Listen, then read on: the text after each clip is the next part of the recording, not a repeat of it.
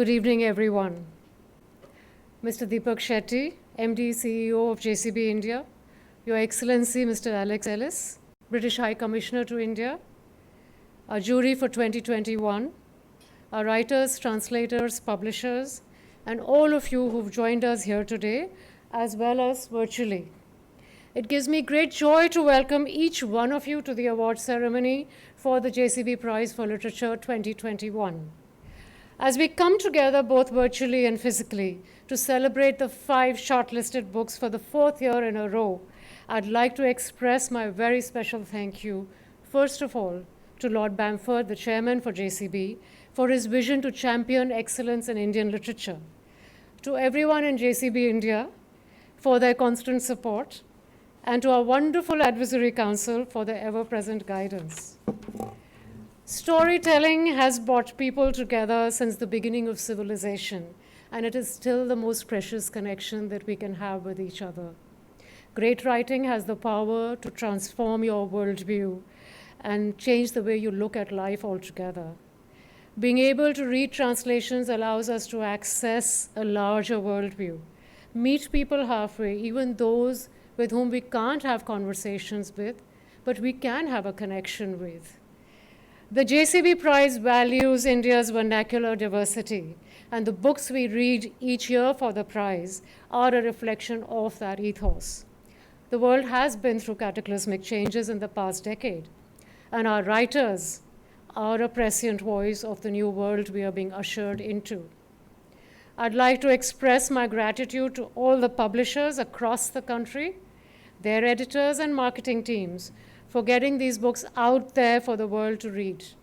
My heartfelt thank you goes to this year's extraordinary jury for wading through a sea of exceptional literature and taking on the formidable task of picking the winner. I'd like to thank our partners who make it possible for us to take these books out to a wider audience and to create new readerships.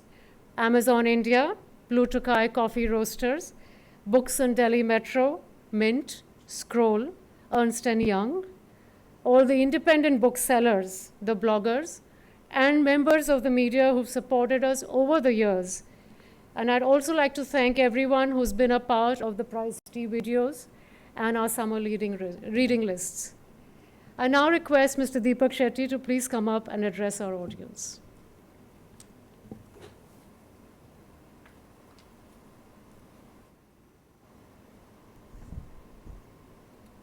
Thank you, Meeta. Good evening, everybody. It gives me great pleasure to welcome you all for the 4th edition of the Jcb Prize for Literature. To be able to meet everybody here is such a delight. And also a special welcome to all those who are visiting us in this newly built India headquarters for the first time. We also have over 1,000 guests, colleagues, and friends from media who have joined us virtually for today's event. I equally welcome you all to today's hybrid format event. The Jcb Prize for Literature is administered by JCB Literature Foundation to promote the art of literature in India. The prize aims to celebrate Indian writing and help readers across the world discover the very best of contemporary Indian literature. It also awards translators whose work is vital because no reader can fully appreciate the scale and diversity of Indian writing, which is in a multitude of languages and dialects. Even with the challenges due to the pandemic, I am very proud that the operations continued unhindered. We deeply appreciate the members of the jury for their efforts during such testing times to ensure that the award went ahead as per the schedule. JCB has had a very strong focus on community engagement through CSR over past many decades. Our CSR journey in India started with the establishment of the Lady Bamford Charitable Trust in the year 2000. Lady Bamford, your personal touch in all our CSR initiatives has been a great source of motivation and inspiration for us. Today, 20 years later, These initiatives extend across 3 in-house foundations, 12 of UN Sustainable Development Goals, and reach out to communities that include women, adolescent girls, rural artisans, youth, and children. We are today engaged with over 12,000 students, providing them with quality nutrition and education. Our teams work with over 3,000 artisans and women's group on market access and product efficiencies. Our COVID support over the past many months has been a great source of help for our communities. As on date, 18,000 vaccinations have been carried out across the country, and we'll continue to focus on this very important initiative driven by Lady Bamford's vision in the future as well. Thus, a lot of work has happened on the community front. However, with the Jcb Prize for Literature, we have gone a step further and have made a strong bond with India in its literature landscape, one that is going to last for generations. Lord Bamford, your vision of having a literature award in India has brought us a long way. The prize today is the most coveted award for Indian fiction writing in the country. We thank you for your unflinching support and for giving us this opportunity to celebrate Indian writing every year. While we would have liked it very much for you to be here with us in person, but as has been said many times, the pandemic has forced us to learn and accept this new normal, at least for some time. The team in India eagerly wait to welcome you and Lady Bamford in the very near future. I'm sure we all now await the announcement of the winner. It is great to see a diverse set of books having made to the shortlist, where the authors have woven stories from Kerala to Kashmir, from Delhi to Shillong. I have personally read 2 of them, and thus I must say that it has been a tremendous achievement for the jury to select the winner. It's never easy. I thank you all once again for being with us today and giving us your support over the past 4 years. As always, we would have liked an evening where we could have met physically, but in the given circumstances, this hybrid model was probably the best option. To all the viewers who have joined us virtually, and of course, our friends from the media who have supported this prize, a big thank you. I can only assure you that this journey in literature has only just begun. We now look forward to a fantastic evening. Thank you once again. Thank you, Mr. Shetty. The jury, Sara Rai, Dr. Annapurna Garimella, Shehnaz Habib, Prem Panikkar, Amit Verma, have gone above and beyond in giving their time and expertise to the prize. Over to Sara Rai, our jury chair, to come and say a few words. Good evening, friends. First of all, I'd like to express how happy I am to be here, to have been given this chance to read so many books, out of which several have been rather extraordinary. To meet the literary standards set by the JCB Award, to make it to the long list, then to the short list, is quite an achievement. And then to actually win the prize. My congratulations to the authors of these very fine books. The Foundation's literary director, Meeta Kapoor, and the JCB team have done an admirable job keeping the machinery running. When Meeta contacted each of us, the 5 jury members in February this year, I did not realize how difficult it was going to be to judge books for a literary prize. Quite apart from the exacting criteria that the jury set up and which has already been mentioned in the long list announcement, there was all the work that was done invisibly behind the scenes. I'm grateful to my jury friends, Annapurna Garimella, Shehnaz Habib, Prem Panikkar, and Amit Verma, who have all worked in tandem over the several months when we were reading the books and then discussing them over multiple Zoom meetings. Differences of opinion, if ever they arose, were resolved after thoroughly going into each detail, ensuring that the whole process was democratic. Writers are often solitary people. After picking up their impressions from the outside world they return to spend most of their time alone in a mental clearing where they try to come to grips with whatever it is that they're writing. They may not meet anyone for days. Involved with their secret occupation, they don't always find people to whom they might talk about their work, about which they are uncertain anyway. Being unused to attention, an award or honor may make a writer feel too noticed, to have the feeling that there has been some sort of mistake. But once the information has sunk in, there is no doubt that it comes with a sense of deep reassurance and vindication. Getting an award can make the writer feel that the years of lonely writing have finally been acknowledged. She can then return to her desk, to the computer and the page, to the area that Nirmal Verma has called the illuminated space. The JCB Foundation is also to be thanked for making visible by their awards some excellent books that might otherwise have gone unnoticed. By this process, they have shaped the sensitive reader. Most writers are themselves readers, not only of books, but also of what they see around them. There are diverse ways of reading reality, especially when the reality itself is so diverse. Each writer comes with a distinctive vision and a delicate sensibility. Delhi, a soliloquy by M. Mukundan, translated from Malayalam by Fatima E.V. and Nandakumar R., is a meta-narrative that deals with the complex soul of a city that is both ancient and modern. The Plague Upon Us by Shabir Ahmad Mir is a first-hand account of the fractured reality of Kashmir. It is an extraordinary experimental debut, stylistically complex and written from various contradictory points of view. Dariba Lindem's Name, Place, Animal Thing, also a debut, is an account of growing up in a politically charged Shillong with racial conflicts forming the backdrop of the story. It is a book of quiet observation, written in a style that is plain and elegant. Anti-Clock, written by V.J. James and translated from Malayalam by S. Ministry, is about local politics, about environmental degradation, modernity, and time. It is wonderfully inventive and insightful.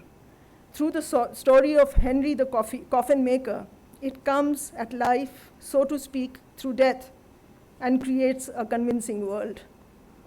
In Gods and Ends, another debut novel by Lindsay Pereira, the dark side of human character is on display, and the author offers no excuses for his creations.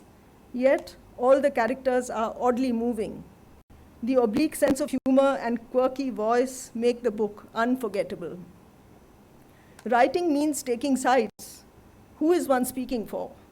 The writers we are dealing with have taken a hard look at their surroundings and made no attempt to evade bitter truths. But they never forsake compassion. It is in the choice of character, theme, and subject that sympathies get communicated. It is the job of the writer to find the fault lines in lives, to give voice to the marginalized, and people can be marginal in different ways. Gifted translators, those clairvoyant literary workers who can read beyond the text, have grasped the spirit of the book in one language and brought it to life in another. It is thanks to them that there is a point of access for readers unfamiliar with the language of the original text. Of course, it is possible to live a narrow life, to believe in facts and figures and not to read literary fiction at all, to never know books, those mirrors of self-awareness that have it in them to transform lives. The power to transform that rests upon the unfettered liberty of the medium and its limitless scope. And here we have a whole bunch of these great books waiting to dream into existence their ideal reader. And I hope everyone gets a chance to get to these books, these lovely books. Thank you.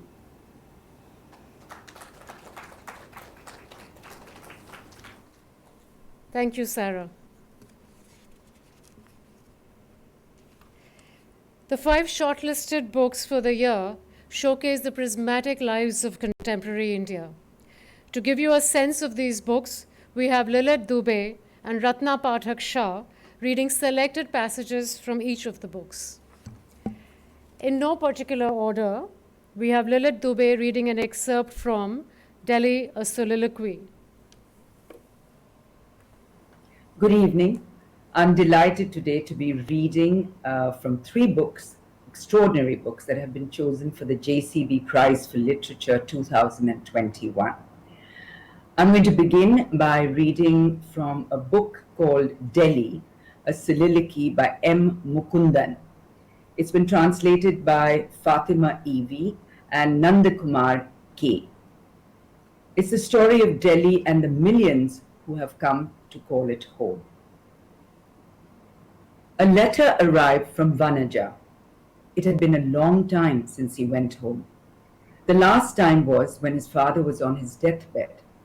He had reached home after an exhausting journey, barely making it before his father died. He had traveled without a reservation, alternating between sitting and standing for 3 days. By the time he reached home, both his ankles were swollen with edema. I am leaving, at least there's one less person to spend on now, his father said as soon as he saw Sahadevan. He did not understand why his father said that, but the words remained stuck in his heart like hooks. Sahadevan would have liked to go home once every year. At the start of the Thirayut Savam season in the Mundiyatu Kavam near his house, he would become restless. Even while walking in broad daylight on Delhi streets, he would hear the bells on the anklets of the Chamundi Thayam. Only the paucity of funds held him back from getting on the train. But he managed to send money for new clothes to his parents and sisters before the festival flag was raised in the Kabu that was. One thing he never failed to do. The postal authorities had recently installed a post box near Muttan Parambu Lower Primary School. Vanaja was the one who wrote long, detailed letters to him. Shamala wrote too, but rarely. More often than not, she added a postscript to her sister's letter. Hope Etin is keeping well. Amma says you should drink your milk every day without fail. Or something like that. Vanaja's letters were as beautiful as her handwriting. She described in detail all the news at home and in their locality. But she never wrote about herself. Her letters always gave the impression that she lived a happy life, ensconced in comfort and with all possible conveniences. She wrote about others' trials and tribulations, but she was always missing in her own letters. Yesterday, a long letter from her had arrived.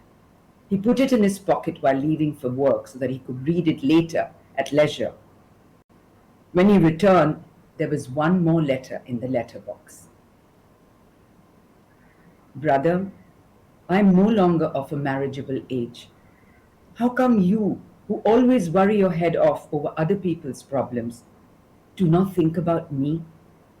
Should I not give birth to a child? Should I not become a wife or a mother?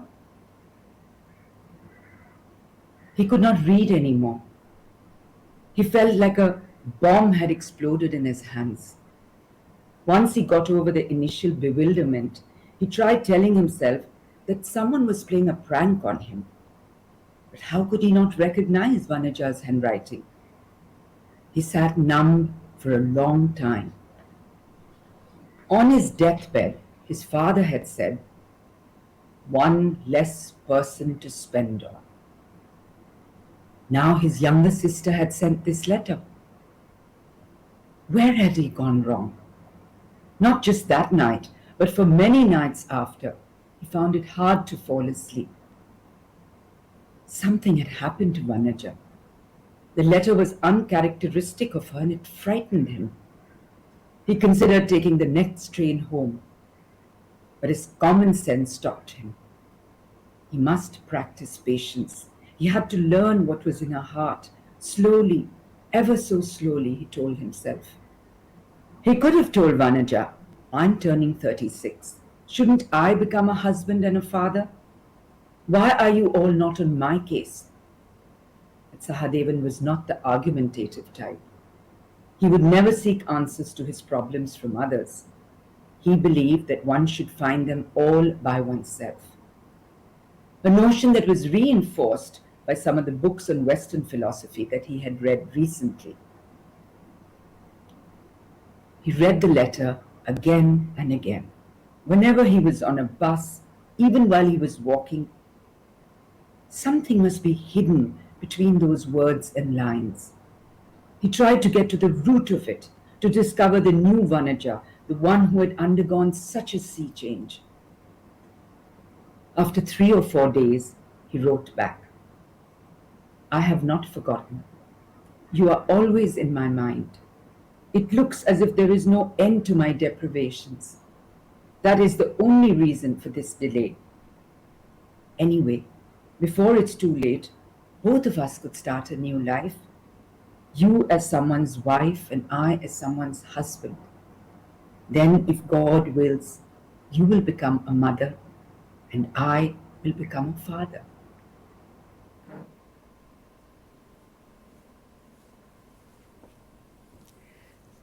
Now we have Ratna Pathaksha reading The Plague Upon Us. Sorry, The Plague Upon Us. I'm going to read you a passage from the book The Plague Upon Us by Shabbir Ahmad Mir, a novel about the domino effect of violence told through Kashmir. Last night you asked me something about Azadi, Ashfaq said in a solemn voice. Before I try to answer any of your questions, let me tell you something. See, we are a people who lost our way at the crossroads of history. We have been wandering ever since. Like the Israelites of yore, once they came out of Egypt, only we have no Moses to lead us. In our history, we have been made to take so many turns, so many byroads, that we have created a labyrinth of our own. We now stand at the center of this labyrinth and yearn for a place where we should have been in the first place, a place outside the maze, a place called Azadi. But what are the actual contours of this Azadi? Some say it is just the redrawing of current boundaries. The boundary that makes us part of one country right now should be replaced by a different boundary that makes us part of another country. Others say Azadi is the recreation of boundaries. We must have separate boundaries and a country of our own. And there are those who suggest various combinations of redrawing and recreating these boundaries. In short, everyone who is here wants to get out of the labyrinth. Everyone who is here wants Azadi, but everyone does not necessarily want to end up at the same place. So when you ask me if I too am a supporter of Azadi, the answer is yes. I too want to get out of this labyrinth of despair. But I want to make very clear to you what I mean by this Azadi, my Azadi. My Azadi is not to replace one labyrinth with another. It is a place outside all labyrinths. A place where I am free to be me, where power and authority, culture and institutions and rules and regulations are not thrust upon me, but where I choose them. And also have the option to not choose them. Where I have the freedom to decide whether I want to recreate the boundaries, or redraw them, or not to do either, or even to have no boundaries at all. Where others have the same freedom as I do to choose and to decide for themselves. This is too romantic a concept, you may say, too idealistic, too impractical. I agree. You can deny me my kind of azadi because I am one of the very few who are looking for it, and together we, that is, people like me, are too few to have a place of our own. But what about the others? Those with a practical, achievable, and workable azadi. Don't they deserve to have it? Shouldn't they have the freedom to live a life of dignity and peace on their own terms? I support their azadi too. Because to support their azadi, to support their right to decide for themselves, that is in a way my azadi also.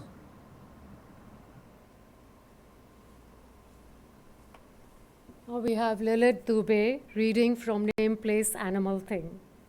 The next passage is from a book called Name, Place, Animal, Thing by Dariba Lindem, a coming-of-age story of a young Khasi girl set against the nostalgic backdrop of a bygone Shillong. A few days after my mother had confirmed my suspicions, I decided to put my plan into action. I wore my best running shoes and carried a Bible in my bag. I made Craig do the same, and we made our way to the store in the evening. I got there at my usual 5 o'clock, and Mr. Barua greeted me warmly. He was putting a plate out as the electric kettle next to him erupted gleefully, filling the room with steam. He enjoyed making his own tea, and on cold winter evenings, he would sometimes offer me a cup. The warm amber liquid always felt nice going down my throat as it touched the insides of my cold, empty stomach. Come, come, there are some biscuits on this plate. Why don't you and your brother have some? A relative of mine got them from Germany. My cousin ran for them, but I stopped him. I pinched his arm and threw him a look so he wouldn't take one. This guy was good, I thought. He knew kids would not resist sweet things. In school, we always got excited when we saw goods with a barcode on them. That made us feel like the thing in question was from abroad, and hence much better in quality than what we got here. It was hard to say no to biscuits from Germany, but I knew I had to follow the plan, so I said a polite, "No, thank you." And I carried on looking at the cards as I watched him from a corner of the room. Things proceeded as usual, and nothing untoward happened for the next 1 hour. I knew, however, that I would soon have to carry out what I had set out to do. As the clock neared 6, I began to reach in for the Bible from my bag. Just as I'd got it out, words began to fail me and my legs turned to jelly. All the courage I'd pumped myself full of was beginning to escape out of me like air from a leaky balloon. I could not carry forward my plan. I felt scared, and a sinking sensation filled the pit of my stomach. My desire to save our town by outing him battled with my memory of the kindness Mr. Barua had shown me. I inched closer to him, but every time I tried to speak to him, I felt a lump in my throat like I'd eaten a jawbreaker without sucking on it first. After 2 failed attempts, I decided that I had to let Craig have the glory of saving Shillong, even if it would mean that I would win no laurels. I put my Bible into his hands, whispered in his ear, and told him to carry out the plan as I had instructed. Craig nodded and made his way to the counter. "Mr. Barua!" he shouted, startling the store owner. Surprised, Mr. Barua answered, "Yes?" Without any preface or warning, putting on the most determined look he could muster, my cousin then boldly asked, "Are you a vampire?" I panicked. The boy had forgotten the plan. He was supposed to place the Bible on his chest as I'd asked him and ease himself into the question. I had told him all this when I'd whispered in his ear. All was foiled. I started to strategize a quick escape, looking at all the doors and windows even as I started to sweat profusely. But while my mind was running through the many possible scenarios that would ensue, Mr. Barua began to laugh. With a smile, he said, "No, I'm not a vampire. Why would you ask that?" and ruffled my cousin's hair. I edged forward as Craig turned to me for support. Mr. Barua's easy answer had left me uncertain of my suspicions, but I said to him defensively, "Well, you only open your store at night, and I was wondering why. I really like you, Uncle, but you act very strange and you're always coming out only after dark. What else could I think?" Well, that's a fair point, Barua said as he turned to me, pushing his long hair out of his eyes. "The thing is, you see, my wife and I have a little baby. She works during the day, and someone needs to be with the baby during the day. So I'm with the baby all day, and I can only open my store in the evenings." Something about his answer rang true, and the banshee wail I'd heard at his house suddenly became an ordinary infant's cry. My anxiety began to dissipate. "Oh, like that," I replied. I decided that rather being disappointed at finding him mundane, I was relieved that he was ordinary, that his inability to leave his home when the sun shone was because of a little baby. He was a caring father, not the undead. I felt silly for having doubted him. I had not wanted to stop coming to his shop. I inched closer to the table with the biscuits on them while I put my Bible back into my bag. He watched me, amused, as he poured himself a cup of tea. No one said anything for a minute, till I mustered up the courage to pull the plate towards me. "Now that that's settled, can I have a biscuit, please, then?" I asked, my voice slicing through the awkward silence. To which Mr. Barua smiled wide and nodded. Craig and I bolted the rest of the biscuits down while he sat quietly and neatly stacked all the change in his drawer. The rest of the evening was uneventful and mundane, except for the dog that got into the shop and wreaked havoc with the crayons and pens in the stationery section.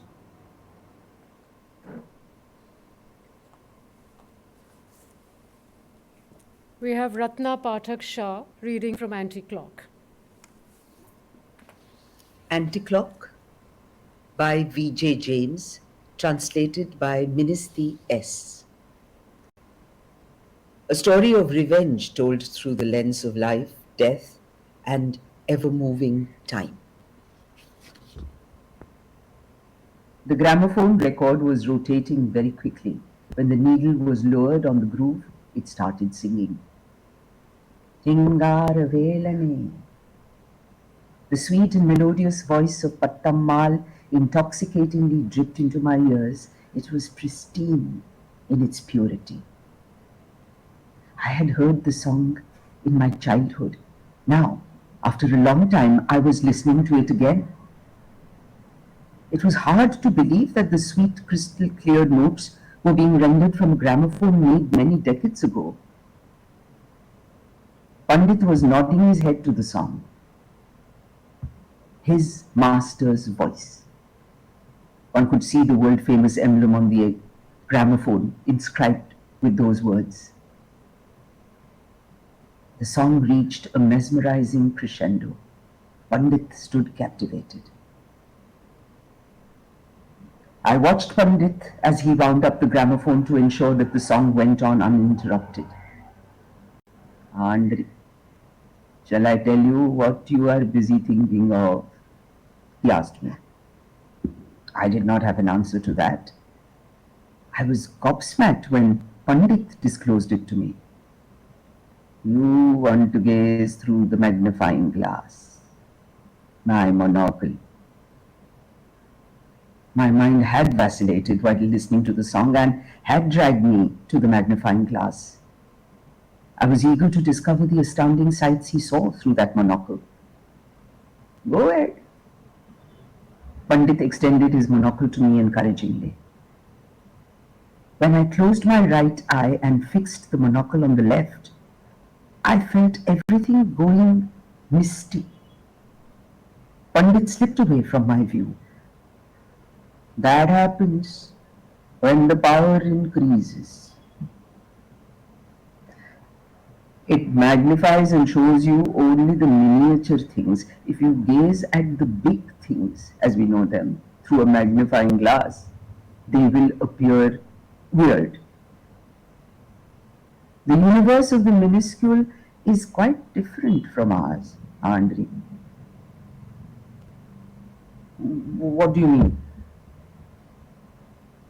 If you cannot see the dead, that does not mean that they don't exist. It just means that our eyes are not capable of seeing them in their subtle manifestations. Our eyes can only see those things which reflect light.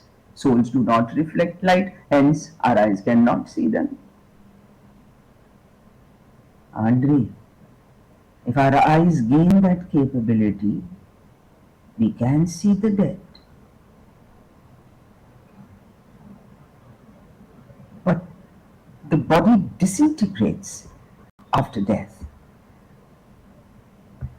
A fan not working does not imply that the electricity which travels through it has vanished, does it?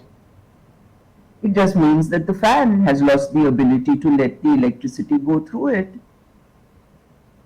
Even if the body decays, the life force that once flowed through it shall remain.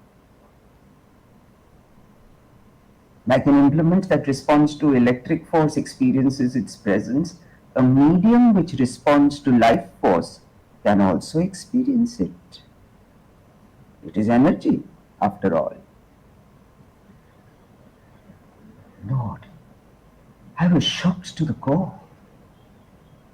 What should I do to catch a glimpse of my Beatrice and children again? What instrument was there to help me? Pandit responded as if reading my thoughts.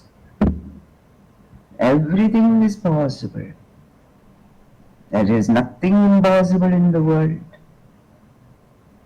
Knowing what the sun, earth, planets, vehicles, trees really are, an ordinary person can go berserk. Time is also an extremely subtle concept. I went crazy pondering over it. I am sure you have your eccentricities. That is why. That is the sole reason why I am going to tell you certain things undisclosed to anyone before.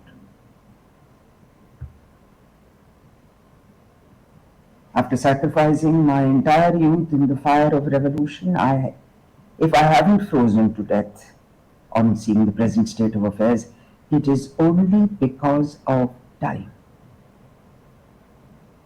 I knew Gandhiji and Nehru closely. I have personally interacted with Subhash Chandra Bose and was part of his Indian National Army. I have known starvation and have endured torture in jails. My marriage happened very late, and I have a family of many children and grandchildren, almost innumerable. Much later, I came to recognize my own self, that I am a prisoner of time like everybody else. Andre, the body is a mandriga petti, a magic box. A magnifying glass is required to see what is inside. Lord, Pandit's words tantalized me. Wasn't my Appan endlessly discussing the same thing? The words he had used were a Shingara petti, an alluring box.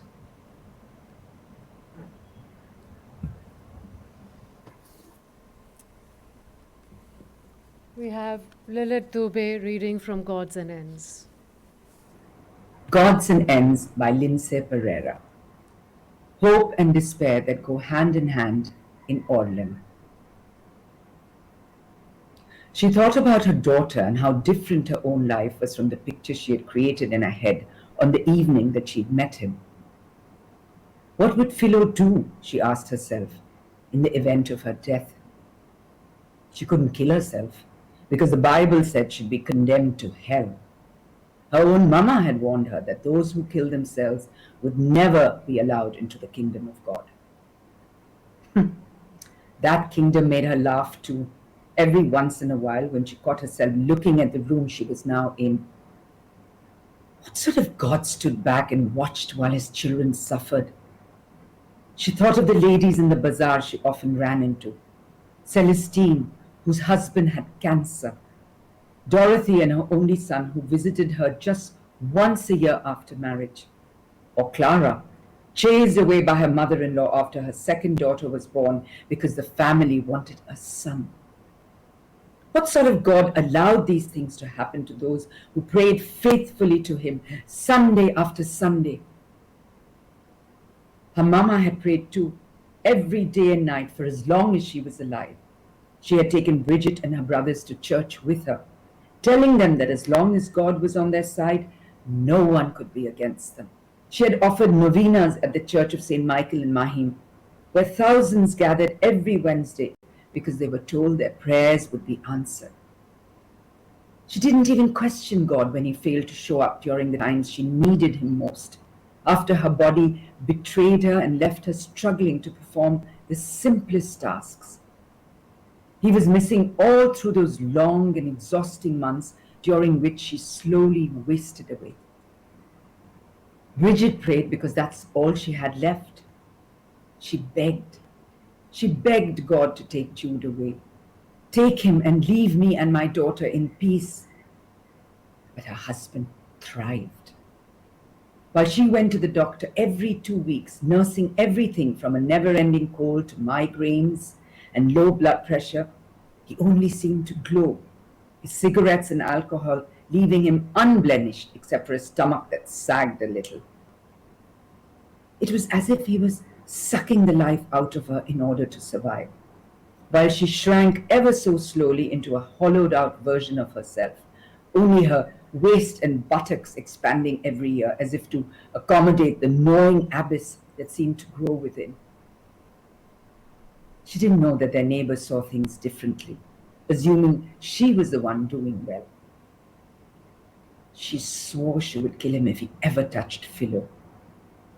But she did nothing when he eventually did, because by the time it happened, she no longer recognized her daughter. Gone was the chubby child with cheeks like dumplings. In her place was a girl who ate and ate to forget the world, swallowing mouthfuls and staring at her food while her parents bickered and fought. Bridget had hoped for an ally and found an indifferent spectator instead. She couldn't understand how or why this had happened. Had she not loved Philo enough? Had she not abused neighbors who dared to laugh when they saw her daughter lurch off to midnight mass? Where had she gone wrong? Her mother would have wanted her to satisfy Jude. He was her husband and it was her duty, even if he was a bastard who deserved no pity, let alone sexual gratification. Her mother had continued to feed her daughter, caring for him when he was sick, putting up with his rules, swallowing her own beliefs and wishes in the face of his naked aggression. Her mother had forgotten the use of her voice after decades of being forced to silence it. Bridget decided to shout louder instead. The more Jude beat her, the more she shouted at the world. If the milkman was late, she threatened to assault him. If a neighbor asked her to turn down the radio in the afternoon, she turned it up, daring them all to knock on her door and ask again. And yet, when her daughter needed her anger the most, she chose to suppress it. When Philo told her she didn't want to be left alone with her father, Bridget knew. She knew what must have happened.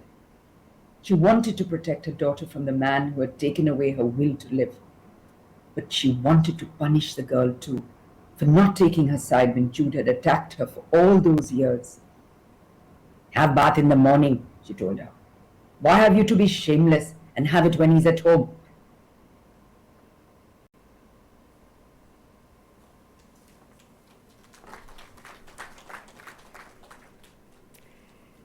Thank you, Lilith and Ratna, for bringing the shortlisted books alive. And now for the moment we've all been waiting for. We have Lord Bamford announcing the winner of the Jcb Prize for Literature 2021. Good evening. What an honour it is for me to join you all once again, albeit virtually, for this evening's award ceremony. It really is hard to believe that the Jcb Prize for Literature is already in its 4th year. Where has the time gone? It does sadden me that I've been unable to visit India over the past couple of years. My wife Carol and I are really missing the colour and vibrancy that brightens our life when we make our once regular trips to India.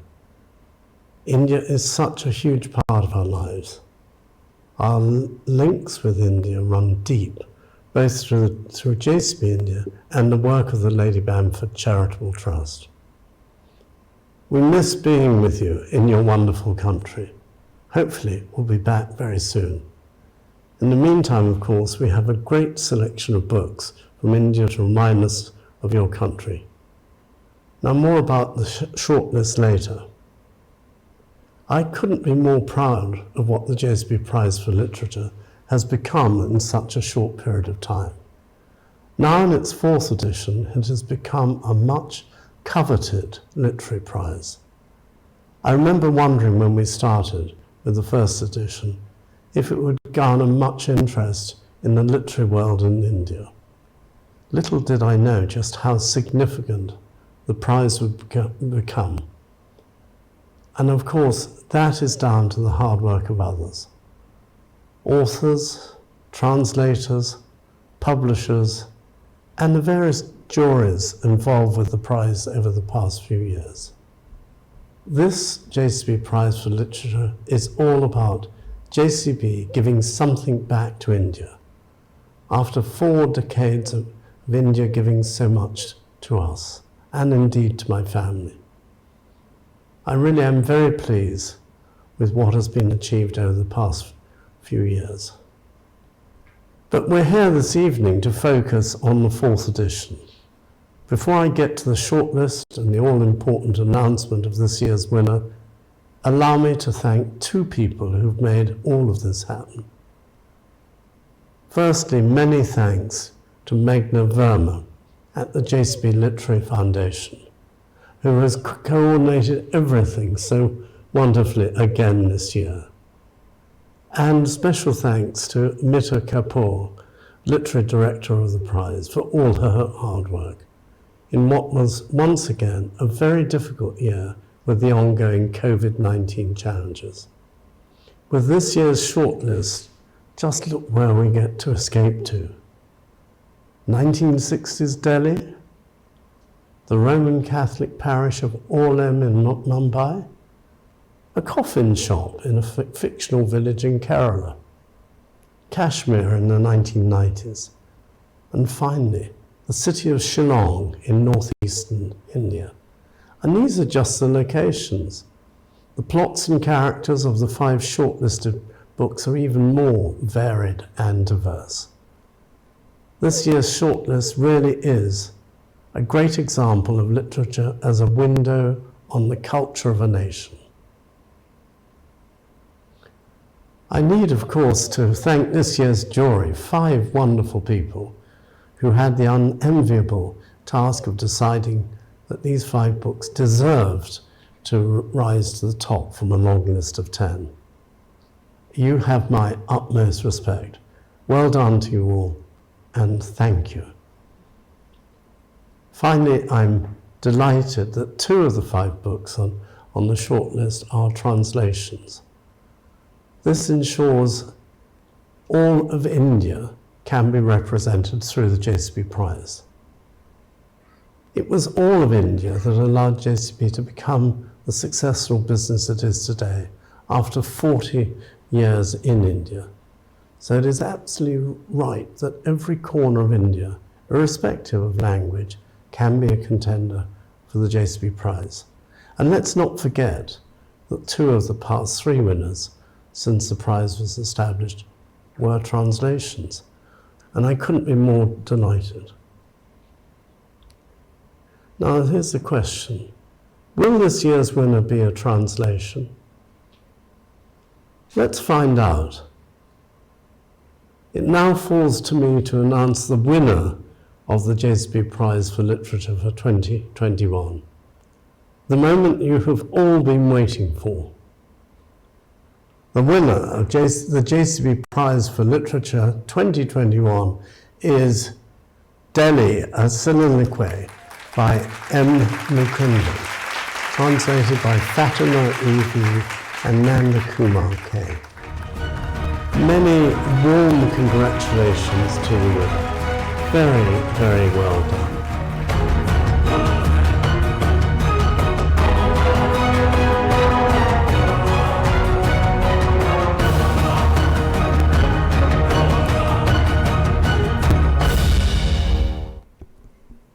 Thank you, Lord Bamford.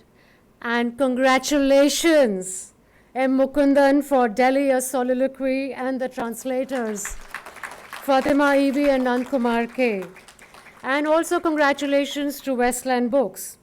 I now request Mr. Deepak Shetty and Sara Rai to please come up and present the Jcb Prize to Mr. Mukundan. Mukundan, I'm going to request you to please also come up to receive the prize.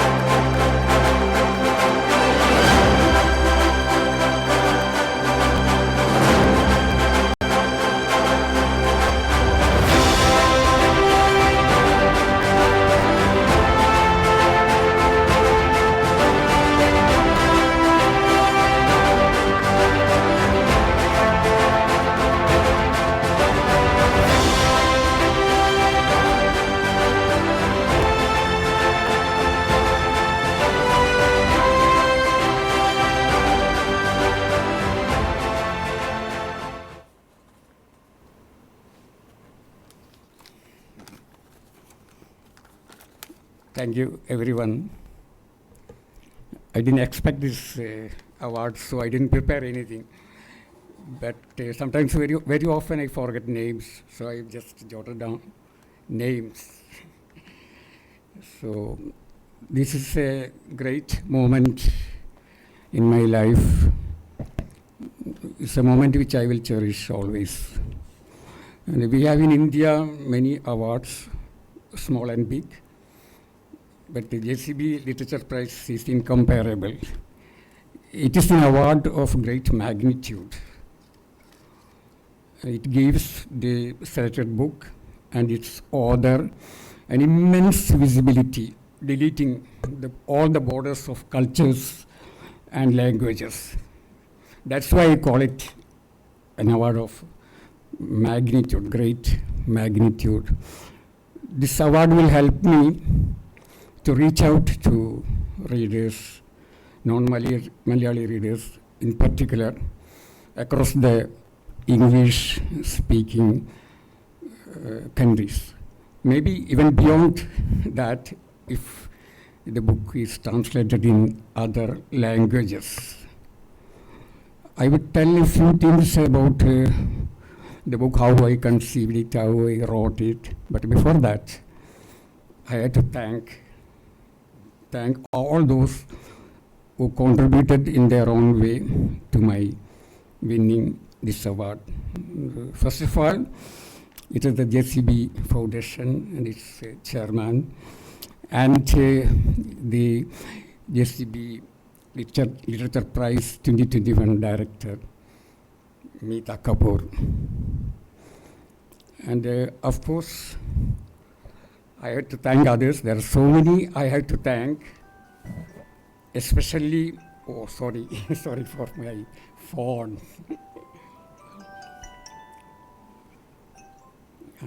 So I had to thank Fatima and Nandakumar, who rendered this novel in English. And it is no easy job. They were so involved in this work that almost for more than a year we were all the time working on it.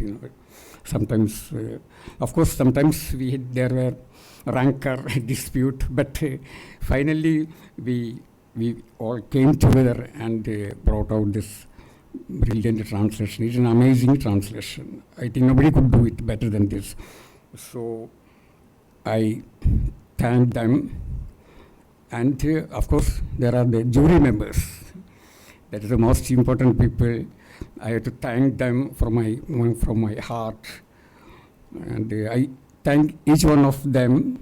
In fact, I can't find the words to thank them properly. I thank Sara Rai and Dr. Anupama Garimello and Shaina Sabib, Prime Panicker, and Amit Varma. All of them, they are great people in their own field. I admire them. Sara Rai is a writer, and there are even other writers in the jury. And they have done a wonderful job. Sometimes I wonder how could they come at a decision? If I am a member of a jury, I will just walk out. I will say that I can't do it. So it is so difficult to take a decision. But finally, they took a decision. I'm very glad that it is in my favor. So I thank them very much. And of course, there is a publisher, Westland, and Kartika. VK. So when the translation was complete, I was looking for a publisher, and I didn't have much difficulty to find one. That is one of the best publishers in our country, Westland, and we worked with Kartika for a long time for the making of this book. I mean, in English. So I thank Kartika a lot. And also I would love to thank two people. One is Meghana Varma here, Jcb Foundation, and Amirta Varma, Amirta Talwar of Westland. And, I have been working with them all the time, with Meghana since the long list was announced, and with Amirta, well, when we started making this book, the English version. So I thank them. Then, well, I'm short of words to express because I'm so much carried away by the emotion. That is quite natural because it's such a great award. And as I said, I would always cherish it. But now, this is a novel about the poor, the dispossessed, the wretched people of Delhi, people who live in filth. And when I was in Delhi, I lived for about 40 years in Delhi. In 36 years I was working, and 4 years I was wandering. Wanderlust is good for a writer. I think if we get time, we should wander. So I was wandering all the time in old Delhi and in the Govindpuri area, and such places which were in those days simply, you can't imagine in what sort of condition they lived. They were homeless people, starving people, and I spent a lot of time with them. So what I mean, everything I have written about in this book comes directly from my experience, from what I have heard, from what I have seen.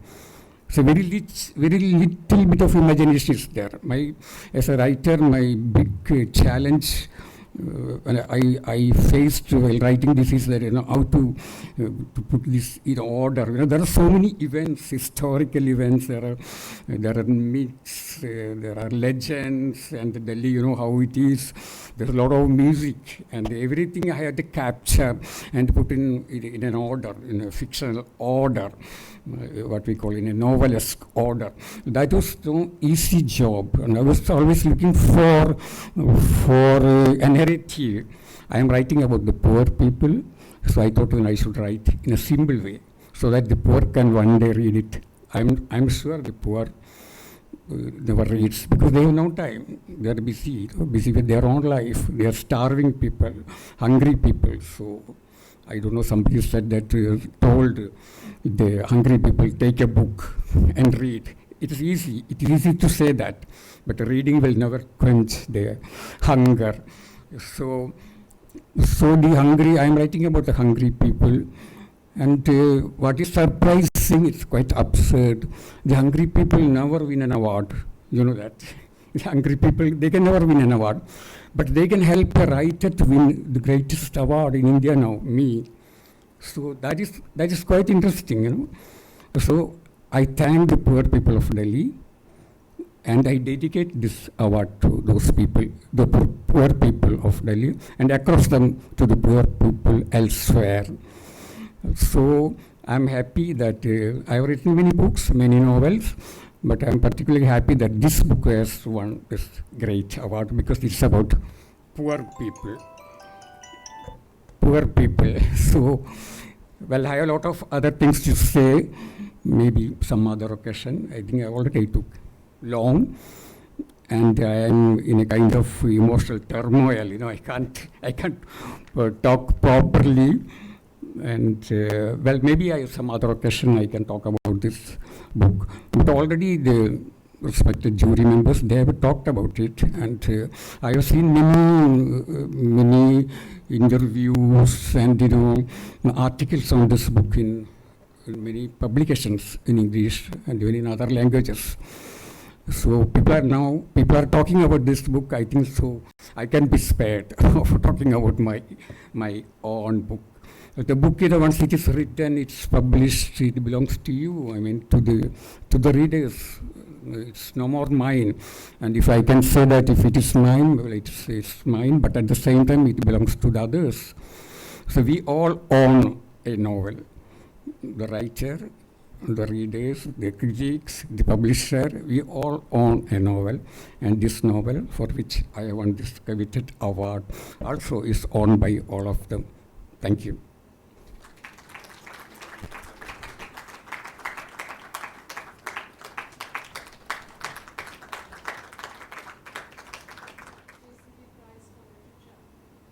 Narratives of the future are what we seize upon year after year.